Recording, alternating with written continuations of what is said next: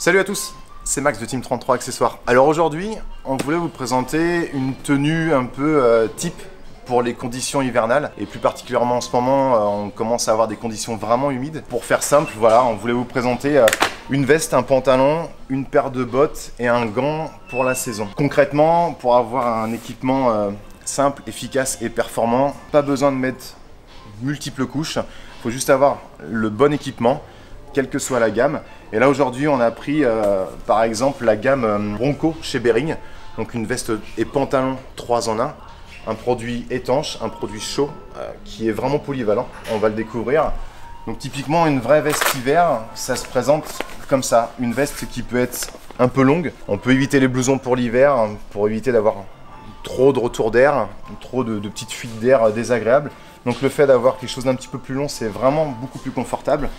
Sur la Bronco chez Bering, ils ont adapté ce tour de cou assez imposant, mais qui est super confortable pour les mauvaises conditions. Et après, on découvre en fait une veste à l'intérieur avec double zip. Et là, étant donné qu'on est sur une veste 3 en 1, avec 2 doublures amovibles. Mais le principal, en fait, c'est là-dessus, la doublure chaude, qui s'enlève pour la mi-saison, mais qui va être vraiment efficace pour les mauvaises conditions hiver. Et pour l'étanchéité, on fait confiance à une membrane étanche. On parle d'étanchéité sur une veste quand elle est équipée d'une membrane étanche. Le textile à l'extérieur n'est jamais purement étanche, il est juste déperlant. Il sert à dégager un maximum l'eau, mais par contre derrière la membrane fait le travail. Donc là on est sur une veste 3 en 1, donc une fois qu'on retire tout, on retire la membrane étanche, la doublure chaude, on peut se retrouver avec une veste qui est ultra ventilée. On a des prises d'air qui sont directes et donc elle peut faire du pur hiver jusqu'à presque l'été au final. Pour un maximum d'ajustement, lorsqu'on retire toutes les doublures, on peut venir serrer au niveau des hanches à ce niveau-là et au niveau des bras, pardon Jean-Mi, à ce niveau-là, pour éviter l'effet flapping lorsqu'on retire toutes les doublures. Pareil pour le pantalon, c'est important, on a tendance des fois à négliger la partie basse du pilote. Mais un surpantalon PVC c'est bien, ça peut aider, mais quand on commence à avoir des produits vraiment techniques qui se rapprochent de la technicité en fait d'une veste, on commence à avoir des produits beaucoup plus performants. Bon là on est sur la même technologie, donc 3 en 1 avec éventuellement des passages d'air aussi pour la belle saison. Mais il y a des produits qui ne sont pas forcément aussi haut de gamme que celle-ci. À partir de 139 € pour le pantalon, on peut trouver des produits étanches et chauds avec doublure amovible toujours. Pareil pour la veste, là on est quand même sur un produit à 379 €. On peut trouver des vestes à partir de 179, 189 € qui peuvent commencer à faire un travail de bonne qualité pour la mauvaise saison. Pareil les bottes, on s'équipe souvent de petites chaussures ou chaussures courtes, demi-bottes. Là on l'a équipé sur Jean-Michel, notre petit mannequin, Jean-Mi.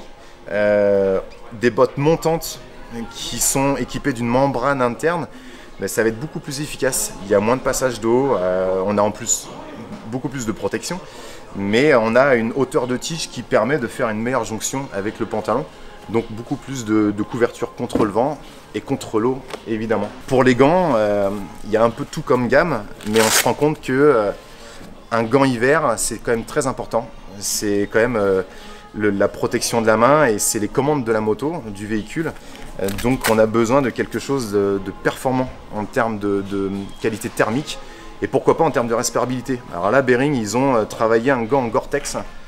On le présente parce que c'est un produit qui est à 109 € pour du Gore-Tex et en termes de performance d'isolation c'est un produit qui est très bien placé. Il faut savoir qu'un produit efficace pour l'hiver, un gant efficace pour l'hiver, on est quand même à partir des 90 €, 100 €, on commence vraiment à avoir de la performance pour l'hiver, donc il ne faut pas négliger ça.